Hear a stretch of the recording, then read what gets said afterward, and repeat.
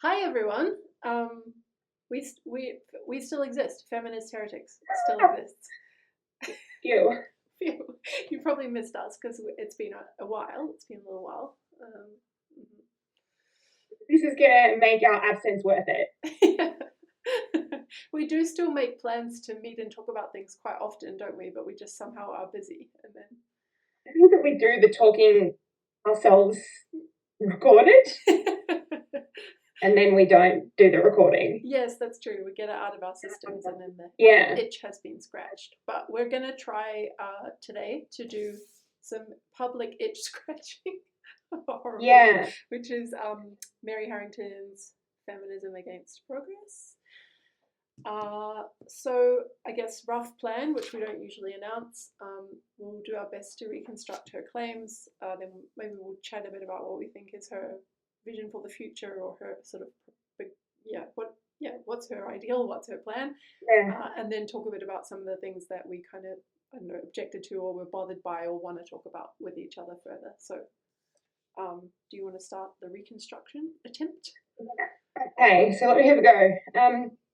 The prevailing narrative of the trajectory of history is one of progress, and including maybe especially the progress of women.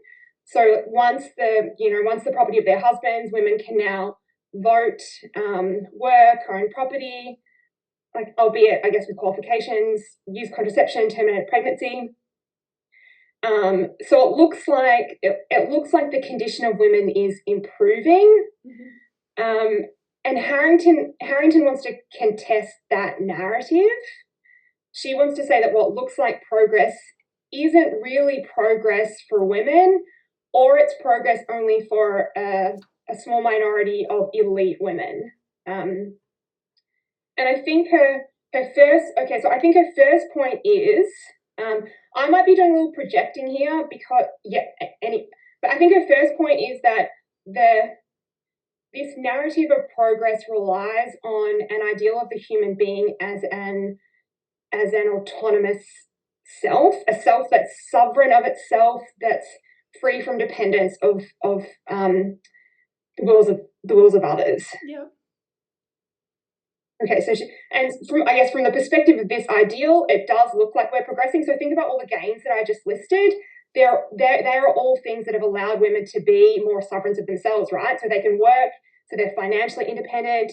They can use contraception, so they're not at the mercy. I sound a bit Sean Firestone, but of their reproductive capacities. Mm-hmm. So our first point is just, I guess, like articulating or servicing the ideal of the human being that this narrative of progress or perception of progress relies on. Mm-hmm. Her second point, I think, look, this is where things already get like a little bit murky. Her second point, I think, is that this ideal of the human being, the autonomous self, isn't really a gender neutral self as it sort of professes to be. It's an ideal of a male person, a masculine being. I say things get murky here because she seems to me to slide between recognizing that this is actually an ideal of a male person, and then sometimes she seems to treat it as really an ideal of a gender neutral person. Mm-hmm. Anyway, I think her complication of the narrative of the point about the autonomous self being masculine is important to her rejection of the narrative of progress, because what I guess, like, once you see that this is the ideal at work here, then you can ask, like, hang on a second, is this really an ideal that can be realized for women, or have women made these gains at what cost? Mm-hmm. And I think she wants to say at the cost sort of like disaffiliation from womanhood, or suppression of their womanhood, or like maybe in bolder terms, just like a denial, right, of the reality of sex differences, and in a way that's like made them unhappy and worse off. And actually overall. Good, yes, yeah, because she's really focusing. Well, for the most part, she's focusing on this. On the badness for women, isn't she? Yeah, I think so. Yeah. Yeah. I mean, that's actually really clarifying already, in the sense like that I'll just admit I didn't understand until you said it. I didn't understand the connection between the early discussion of being against progress and feminism, which I know is stupid because that's the title of the book, Feminism Against Progress. But so I liked the general point that we have this narrative that things are always getting better, and that actually some things are getting better and some things are getting worse, and it kind of depends what you focus on.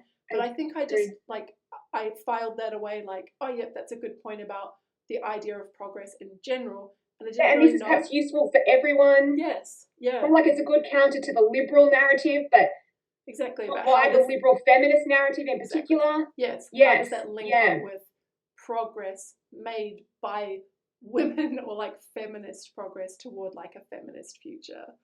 Yeah. Well, I was saying to you before, I think I read this, and I remember texting you like while I was just up, like page 15 through that first chapter where she's setting the book up, or setting that theme of Against Progress up, and saying to you, I just loved it. I'm thinking a lot about the way that feminism has become, or it seems to have really embraced liberalism and forgotten like the heritage of the liberal ideal of the human being and the liberal conception of freedom. So I thought this, in that regard, this book is really like pointing in the right direction for feminism. Yeah. Think about like the embrace of the liberal ideal of the human being in like the prostitution, the sex work debate. Yes. That's the ideal that's really invoked in the women are owners of their bodies, they can sell them for men's sexual pleasure. Yeah, it's interesting because there is that theme in the background, but she never quite talks about the sort of liberal versus conservative. So someone, and it's outside the book, and I can't remember who, but someone sort of put that to me as one of what a reactionary feminist is, like someone who gets to a certain point with liberalism and then wants to say no. I'm sorry to whoever that was, because it was a helpful way to think about it, right? Like, we all hit a wall at some point, and we want to say like, this is like this furry stuff or whatever. It's like it's going too far. Like I'm a kink shamer now, so I've hit my wall on liberalism, and I want things to stop. And now, but she didn't really say what is liberalism, what is conservatism, when is the reaction. No, and she actually never, I'm really describing this in liberal, I'm saying this is the liberal ideal, and I think it is, but I don't know that she actually ever says that. No, I don't think she does. Yeah, which is interesting. I guess we're just, seeing it through a particular lens. Yeah, but then I guess, it does seem plausible that that's in the background, right? Like, I'm sure we'll talk about this more later, but there's a question of what's the distinction between the reactionary feminist and the gender critical feminist, and one plausible way to draw that, apart from how much they care about men, would be like one is still trying to be a liberal, right, in her view, and one is happily embracing conservatism, which does fit some of their gang. Interesting, because I want to say, no, we should be united in our rejection of liberalism. But I think the difference does become clear in that the gender critical feminism is, or maybe the gender critical feminist does have to be more revolutionary, and the reactionary feminist is more conservative, although she sort of wants to distance herself a little bit from conservative, which is interesting because in other ways she really leans into that, and I like that. I thought that was interesting. But I was going to say something you said before was interesting about hitting the wall, because I think, is that how you read her? Carol, what Carol Pateman does is she wants us to not just think, okay, things have gone too far now with liberalism. She wants to see whatever we see as kind of as problematic as revealing something about the core of liberalism or the nature of liberalism. So it's not just that so it's not just that oh, hang on, now if we think about prostitution, it's not just that liberalism mostly works for women, but then in certain domains or with respect to certain issues we should be a bit careful. No, I see what you're saying. The difference is between whether this is liberalism, so you're objecting to liberalism when it goes too far. Yes, exactly. That's right. This is like an excess that's or right. a thing we could trim back. Access or aberration or misuse. Someone like Carol Pateman wants to say, no, this is liberalism. And I guess I thought Harrington wants to say that too. Yeah, I really wasn't clear on that. Certainly she wants to say don't just uncritically buy into the idea that everything is getting better. Certainly she wants to defend the idea that it's okay to defend some ideas that conservatives have defended, like the make sex risky again. Like that's okay, that's going to line up with a lot of things that conservatives think about abortion and birth control and so on, or depending on your definition of conservative, maybe religious conservatives more. But yeah, she doesn't, I guess there's a lot she doesn't come right out and say, so it's quite hard to know what her position actually is. Yeah. I guess I was thinking that she is telling us to like wholesale reject liberalism because she is centering the ideal of the human being as an autonomous self as the source of the troubles. Oh yeah, okay. And she wants us to rethink that ideal, doesn't she? She wants us to start thinking about the human being again as embodied and interdependent or embedded in relations. Yeah, but the communitarians can be interdependence theorists. Maybe it's not. I mean, I think they think of themselves as liberals, right? So that I think there's or at least a left wing.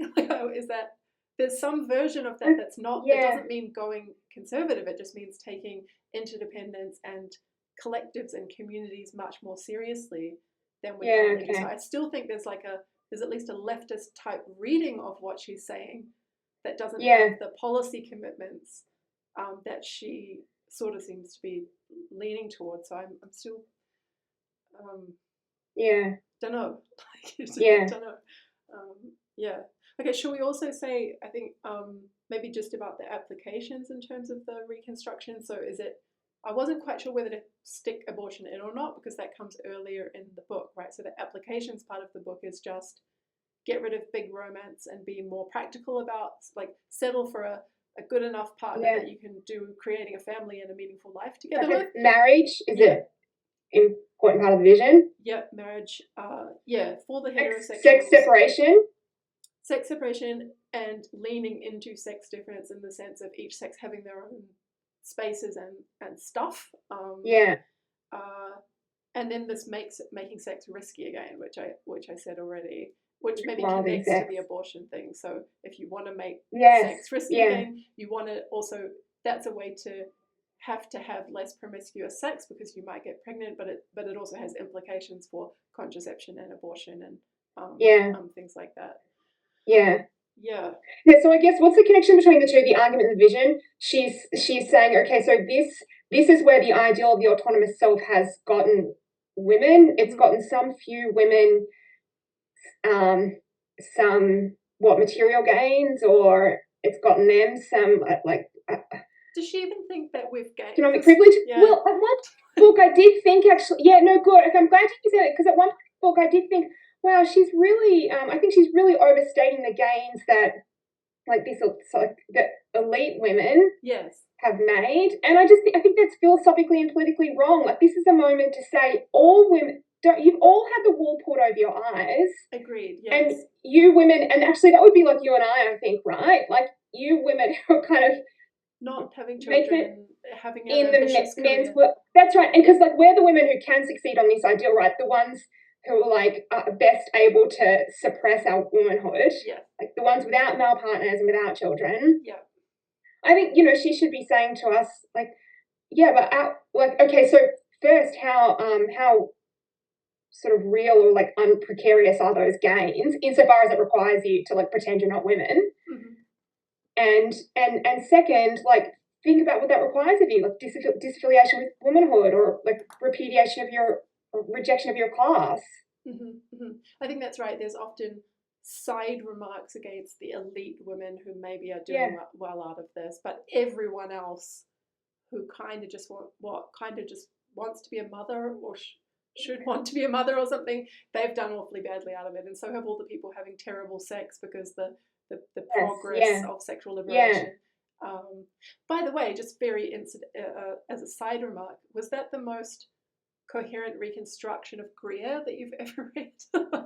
There's this one paragraph where she's like, Germaine Greer's view is this, and it's like the most, I've never seen like such a neat if that book had an argument. That's right. Yeah, I would have said that almost does Germaine Greer a disservice. Part of the beauty or joy of reading Germaine Greer is just like all over the place. Wild. I was really, I was so taken aback because I was like, wait, what? I've read that book. It did make me think I need to do a Germaine Greer revisit. Yeah, I thought so too. I did, because maybe she saw something that I missed, or reread the works as a whole and think about them in light of each other. Yes. Anyway, no, I did. I shouldn't. Yeah, I shouldn't be too critical, because I also, on the other hand, I really like that she centered the mother. Mm-hmm. She made that sort of feminism's paradigm woman, or because I think she's right to say that those women have lost out or they've been ignored. Yeah. No, it's true, but I guess it's like you can go back too far the other way, right? Like this, and maybe this takes us to talking about the vision, right? Because it's like she's got one conception of the good, which is like this idea of what did she call it? Domestic economy or something, like you return to the 1400s idea of the pre-modern marriage, the heterosexual couple in the home doing small holding, like maybe making some crafts and some cheese and selling them locally, and then raising the family together. But that's like such a limited, as if the only way to have a good life, if you're heterosexual or what, is to do that family raising in a, like, build a project with one other person that you maybe want to have sex with sometimes, and do something. I guess charitably, I suppose she's not saying it's the only way. But why lean into it so much? It's so much the vision of. Well, actually, I was reading a review earlier, and it was a great review actually, and I wish I could. It's terrible that I can't remember the reviewer's name. We can try and find it and put it in the notes. Okay, good. But she makes this like, she says that Harrington reads a lot like a convert. Okay. Yeah. And you know, once you've been converted, you really lean in. That's true. I probably was a bit like that when I discovered radical feminism. Like, yes, all the solutions, they've already got them. I guess what she found conservatism, and was like, oh yeah, marriage is the solution. Okay, that's helpful. That's more charitable, because I'm sort of thinking, why not at least talk about creating meaningful art as a hermit in your art studio? Like, where is all the other ways to have a good life? And it's really interesting that you're talking about a good life sort of like gender neutral, and I guess that brings us back to your point at the start about not being quite sure how to relate that. And I remain a little bit unsure too how to relate that against progress to feminism, despite feminism being in the title. But do you think she has a view of women that would rule out that women could have good life? No, I mean, she explicitly disavows that at certain points, that you would have to be a heterosexual, or you would have to raise children, or you would have to do domestic economy with a man. Like, I mean, you can't call yourself a feminist and just be like, for women to flourish, they have to have children with a man. Like, you just can't. Well, I wonder, and maybe jumping the gun a little bit, but I wonder whether what's going on here is that some of what she takes to be sex differences, they're really sex class differences. There are differences between men and women under patriarchy. I got really, like, I love this book. I think it's such an antidote to the sort of the prevailing narrative. But I lost my train of thought. Oh yes, but the like sex realism, I just thought was so obviously like sex class. She was asking us to respect not sex differences, but differences that are the result of men and women having the roles of master and subject under patriarchy. Yes. No. And I wonder if that's then why she sort of sees the mother as the paradigm. No, I think that's right. Like, if you really, really think that there is sufficient, if your vision of men and women is this kind of complementarity view, either you think that's just empirically true and we're always denying our nature, or you think that's a conception of the good under which everyone flourishes the best regardless of their nature, then what she's saying makes sense. Yeah, okay, so this is helpful, because I felt like a little bit she oscillated between a sort of, I don't know, do you say prudential and moral objection of the liberal ideal? Like, the prudential was, this ideal is just denying the reality of sex differences, and the moral was, no, this ideal is morally mistaken. It disvalues things that we should be valuing, like care and interdependence. Yes, and the latter, I think we would be more I would be more open to, just in the sense that I think Yeah. the former rests on bad science. And it was one Yeah. of my, like, probably my biggest objection to the book. Like, I Googled what is Mary Harrington's education? Like, I was trying to, where did she study? What degree did she take? What's her evidence base for assuming natural sex difference to such a degree as she leans on in the book? Her evidence base is a soldier. Right, saying that the military was destroyed by sex dynamics or whatever. And not just by sex, by a woman coming in and then having sex with all these soldiers, like they were just all her helpless victims. But so it seems like if you take her evidence base from what she says in the book, it's her personal transformation of having a baby and, like you say, being a convert to this new lifestyle. Yeah. It's a small handful of interviews with people that she did, including a detransitioner and this guy in the army. And then you think, gosh, it's risky to write a popular, massively selling book, go around doing book tours and go to the ARC forum or whatever, spread this message when you haven't even checked if that's scientifically plausible. Like, that's... Yeah. Okay, right. I mean, that's probably a more damning criticism. I was just like, wow, Harrington, have a bit of imagination. Like, even if all those things were true, they'd still be the results of the experiment of patriarchy. Like, we haven't done another experiment. But you're making the point, it's still an evidence-based point, right? You're saying even if she can point to widespread differences in, like, people's women and men's happiness or flourishing under certain conditions, she still can't know for sure whether that's a result of women's nature or 2,000 years of patriarchy or whatever. Yeah, and by the same token, nor can I, but it just really looks like, so I guess, like, the difference in, like, sexual desire and so forth. I just thought, wow, that looks so much, I mean, that's so plausible as difference that's been, like, created by patriarchal culture. Yeah. So you're really being a bit naive there, or yeah. I mean, there's this, like, tension for me because I did feel like it was original, really. You know, like, don't you have to be something of a visionary to see that the dominant narrative of progress is mistaken, and then her vision was so unvisionary.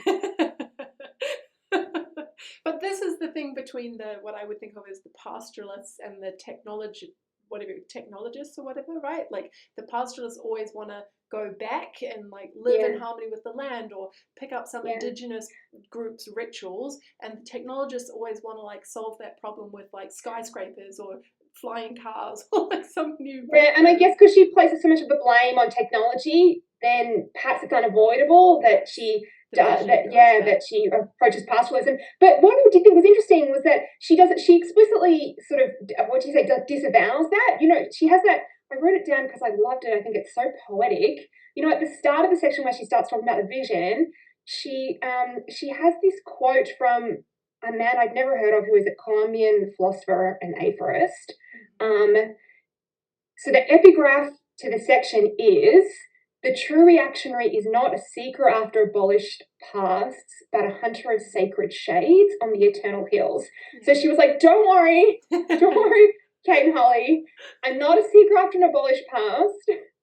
I'm a hunter of, and then she never says what that. I said, intriguing, like, beautiful and intriguing. Yes. What's the difference?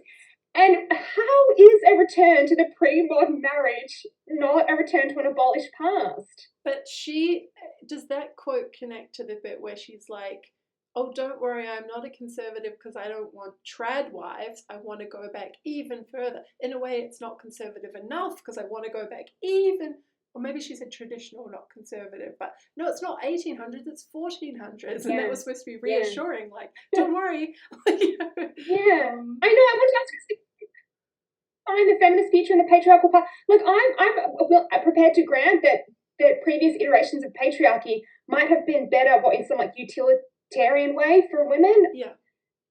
But is this how we should be? Isn't that using, like, patriarchy as a yardstick against, like, which to measure and compare all of its incarnations? Yeah, and maybe if she had have gone back pre-patriarchy, it would be different, right? If she said, like, oh, hunter-gatherers pre-agriculture, they were there was complementarity according to their physical limits to some degree, but there was a lot of overlap, and here's how people related to each other according to the best, Phil bio and anthropology and all the disciplines that contribute to that. Okay, that should be our template because it's pre patriarchy. Like at least Yeah. then we've got something that was empirically tested, that was before male dominance. But this is like well and truly in that history, right? But then that's supposed to be our vision. So it is a bit. Yeah. Maybe she's just saying this is better than what we've got, and all I need to say is that this would be much better than what we've got for women. Yeah. I was thinking that too, but then you can't by any means call it a feminist. Like that's not a feminist future. That's just a better patriarchal future. Yeah, good. And the other thing is, I was like, I mean, this. I think that it's perhaps misleading to call it an abolished past, right? Like, arguably, that's the past that generated the present. Oh, good. Yeah.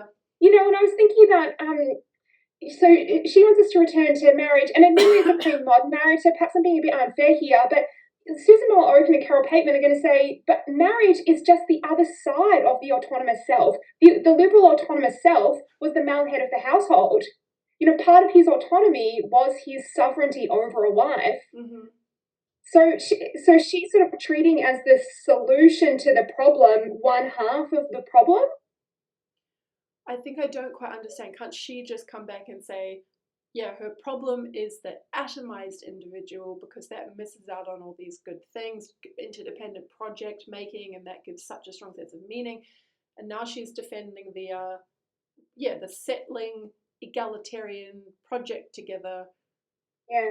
Dual whatever. I mean, that doesn't require one or the other being in a hierarchy. Okay, good. And I think here's where like a lot of what I'm thinking about at the moment is like having some influence. But so Pateman wants to say that atomized, and Susan Moore Oaken, that atomized individual isn't really, or historically has not really been an atomized individual at all. They appear in the public sphere, they appear to be an atomized individual, but that atomized individual always has a wife.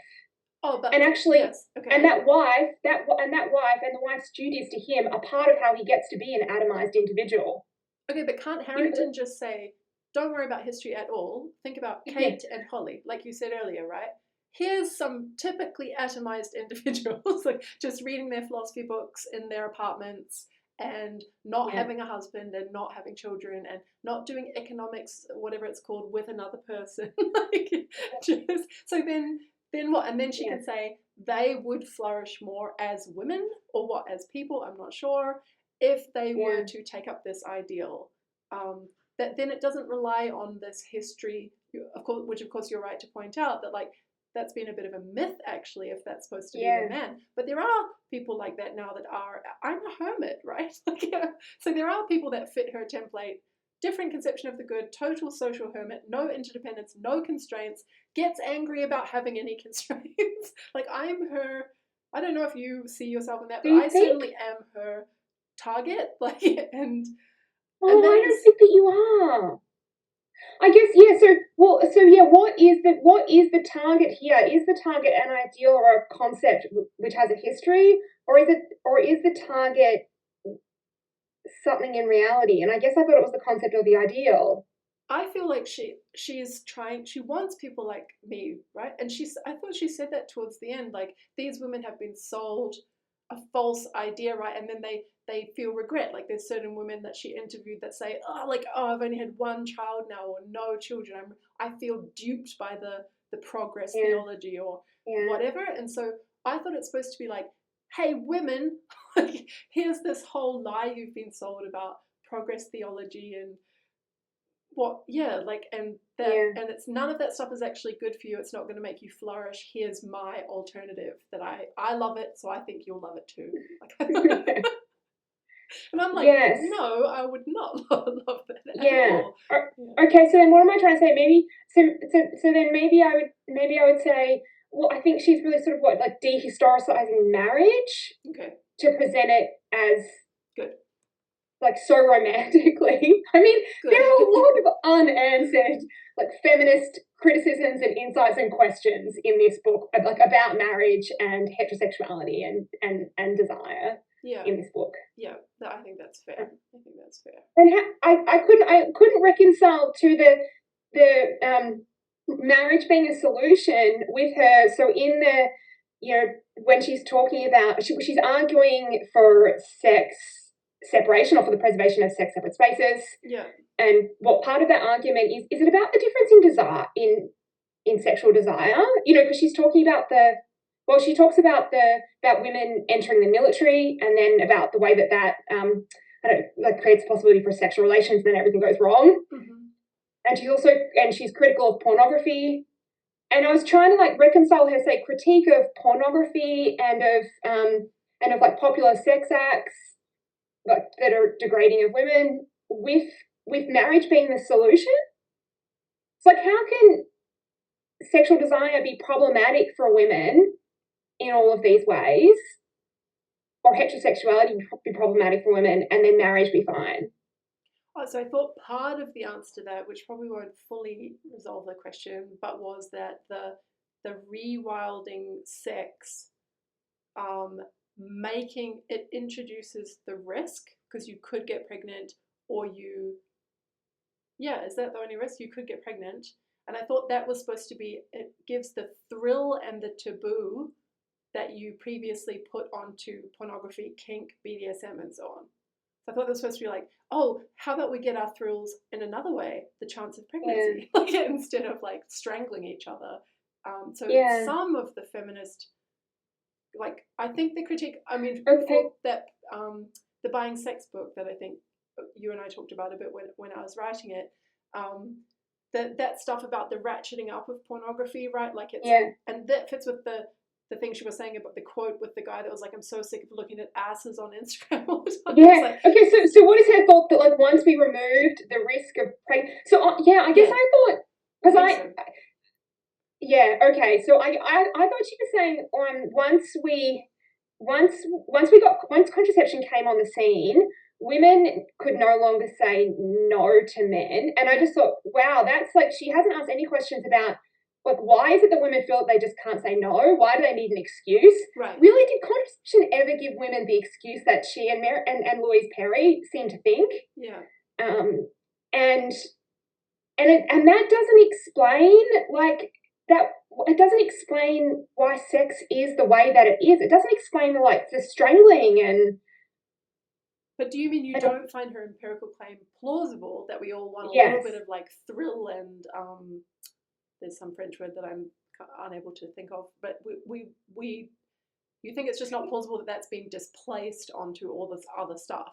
It's just, that stuff has a separate explanation, whatever it is. I do think it's implausible, but even granting that it's plausible, I want to ask why she's not asking any questions about why there's a need for taboo. Oh, good. Yeah, okay. Because Dworkin and McKinnon are going to say, what do you mean by taboo? You mean violation? And why do men eroticize that? Yeah, okay, good. Like, why is stepping over boundaries sexually desirable? Right. And whose boundaries? And this is going to be about, given patriarchy has landed us where we are now, this is more a feasibility challenge to her proposal, right? How are we supposed to have these egalitarian, good enough for each other, project-making style relationships when we have this whole history leading up till now in cultural practice of what sex is like, what desire is like, how men and women relate to each other. So you think she's being somewhat pragmatic? No, I was thinking the opposite. I was thinking, if you're right, there's no chance of her proposal at all working, because where is the solidarity of the sexes supposed to come from? No, that's right. You don't get solidarity. Like, maybe there is some curbing of excesses or something, but so that just like puts us temporarily back to where we were, only to end up again where we are now. Yeah. But then what? It's just, would we be thinking, whatever the solution to the current terrible, we agree with her about the diagnosis, it's shit now, but whatever the solution is, it's something very different to what she's proposing. Because it's just infeasible what she's proposing. But good, okay. But maybe it's that we don't agree, or maybe I don't agree with her about the diagnosis, because, I mean, how much is her diagnosis about male power or about political relations between men and women? It's not. It's not, right?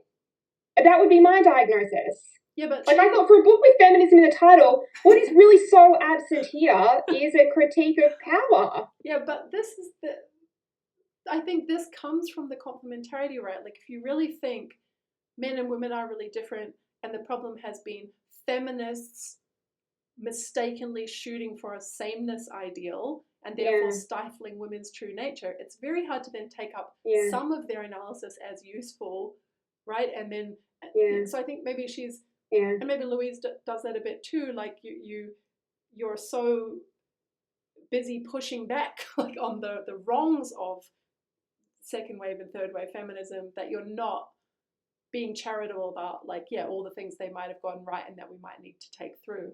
Yes. Yeah. Okay, that's helpful. Should we talk about meat Lego Gnosticism? Oh, okay, because we haven't talked about. So you mean should we talk about transgenderism? Is that because? Well, I was thinking, we should not do a video on Mary Harrington's book without telling the word she likes to use the most during the book.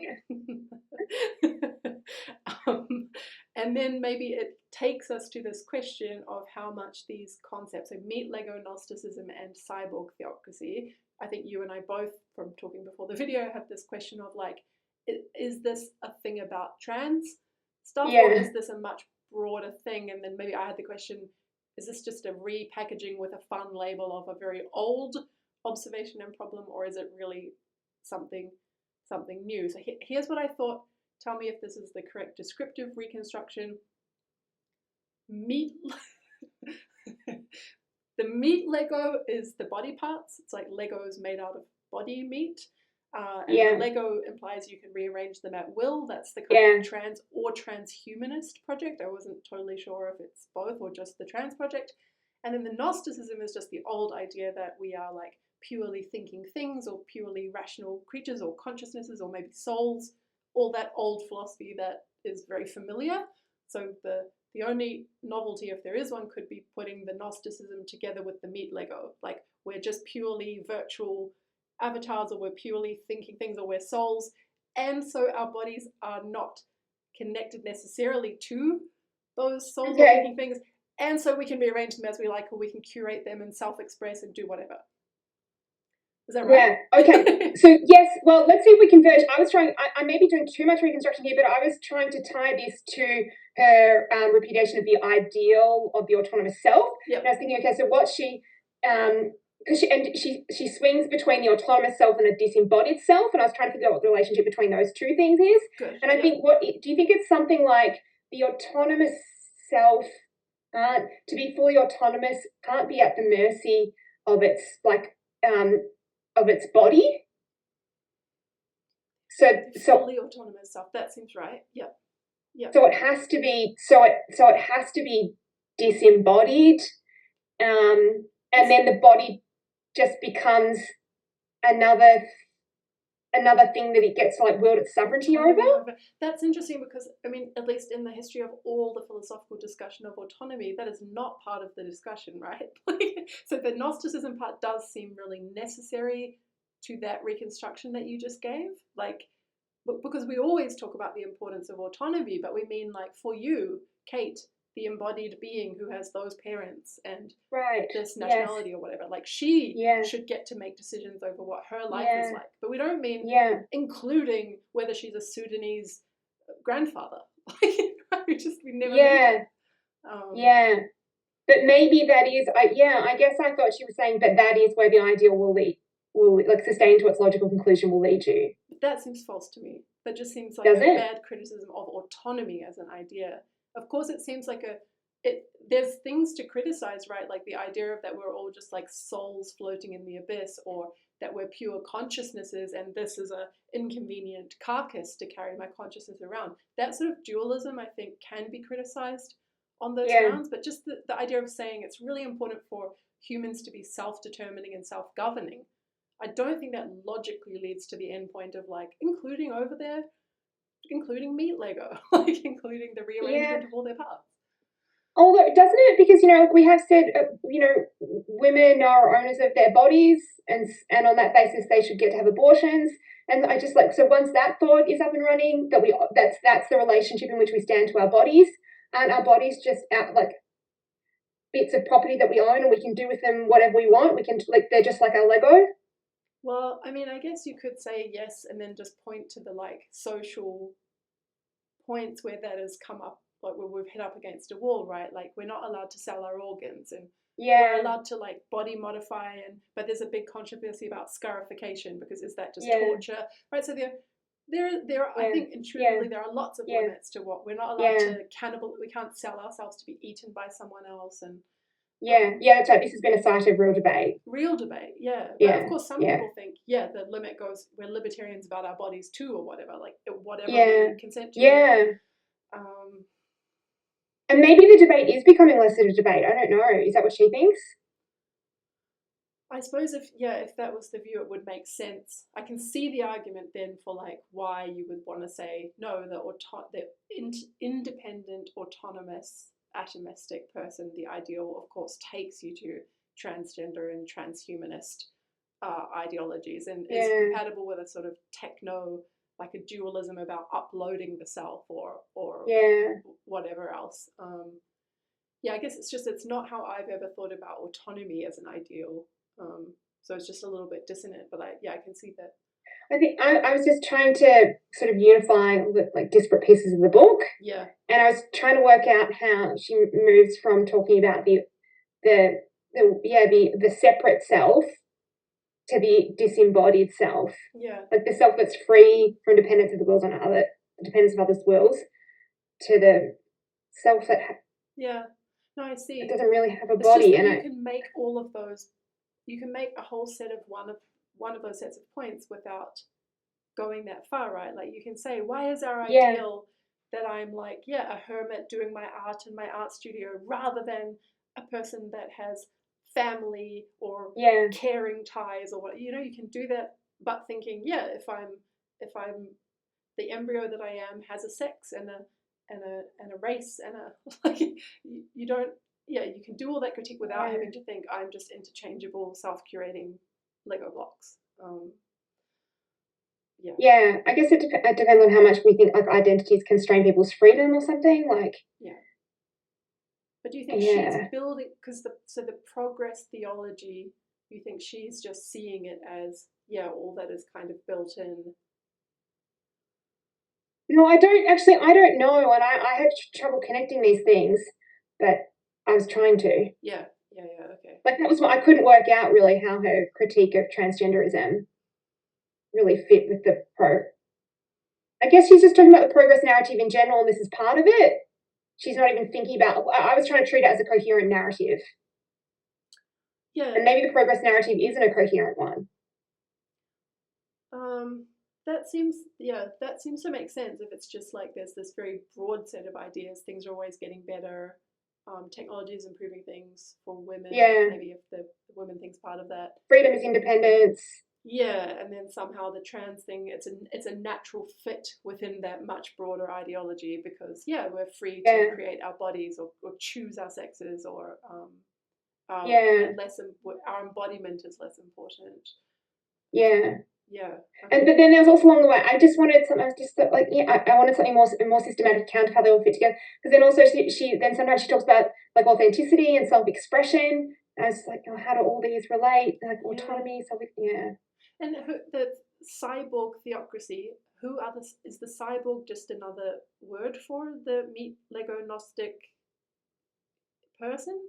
I get the theocracy part, which was something like all the stupid university subject educated, mostly women that go into HR and other like middle jobs become the like theocrats for the new progress theology. Okay, that if that's correct, that's roughly what I understood it to mean. But I didn't really get the cyborg theocracy. But who is it? Just because the transhumanist project results in the robots with the consciousness, so we call them cyborgs, or am I just missing?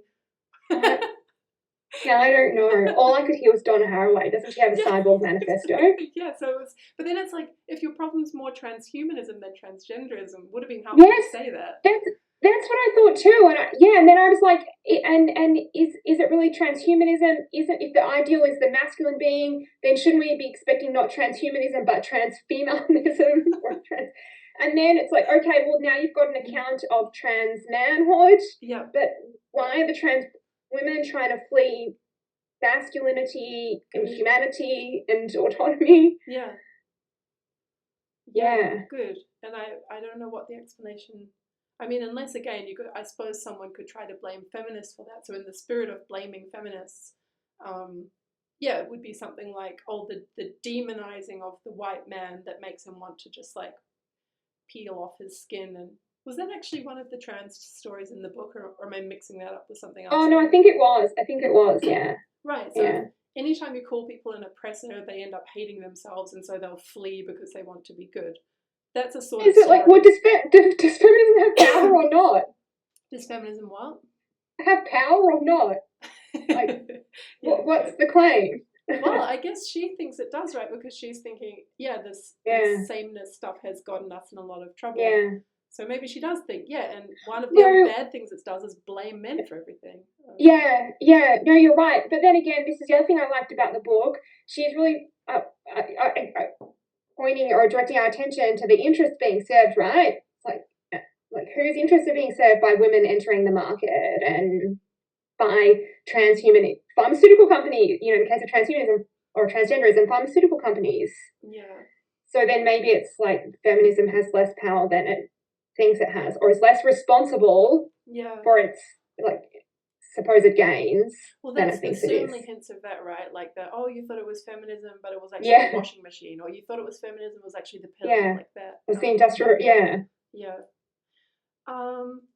Okay, should we quickly do what's the difference between gender critical and reactionary feminism? Because we're almost at an hour.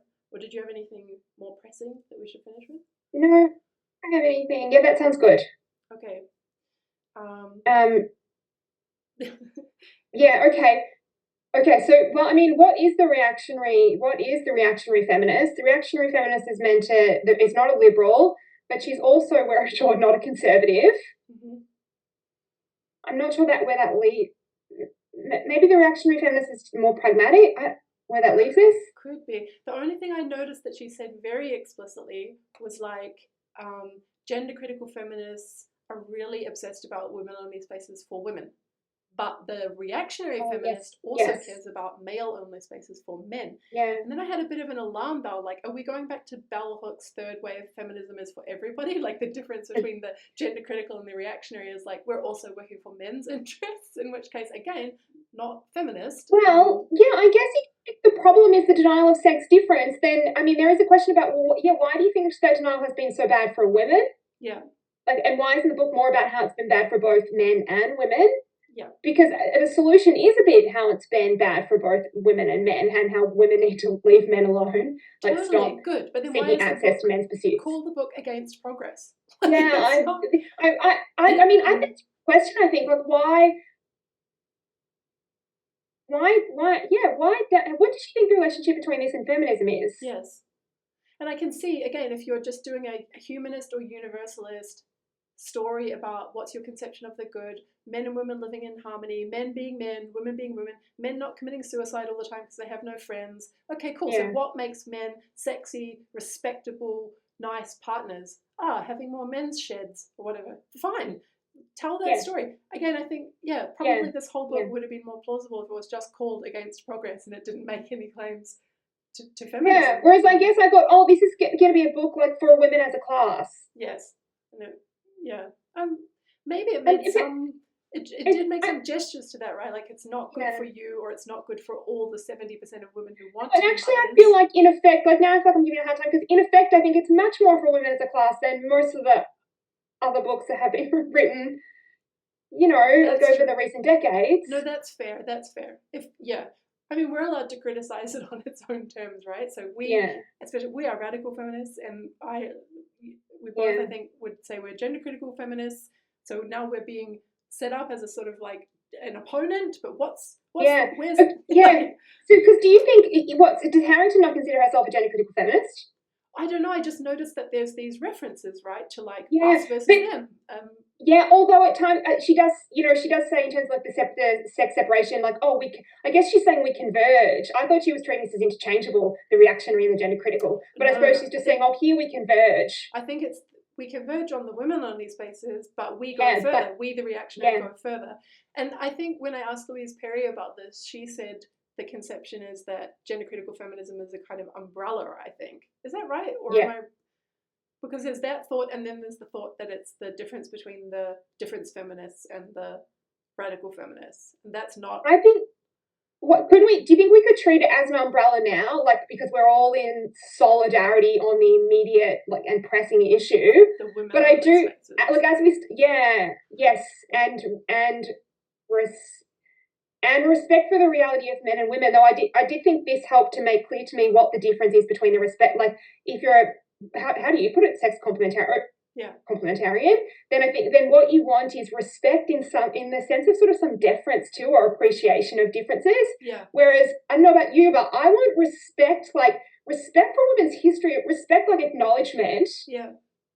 In order to end, like, I want acknowledgement of the history of women's present of women's persecution, right? Agreed. So we all want respect for reality, but it's a different respect and it's a different sense of reality. Very different. That's the thing that's so different, right? That I don't want anyone to respect me in my nature as a woman.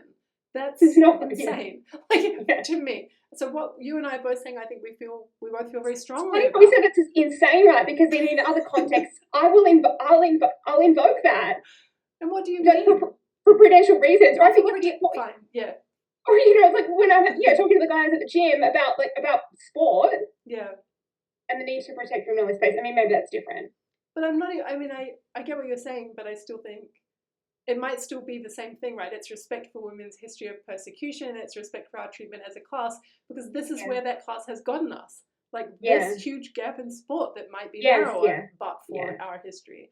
So, no, maybe I was just thinking then it's interesting that I think the difference doesn't show because we're in solidarity and we're fighting this fight. This is the fight that we face right now.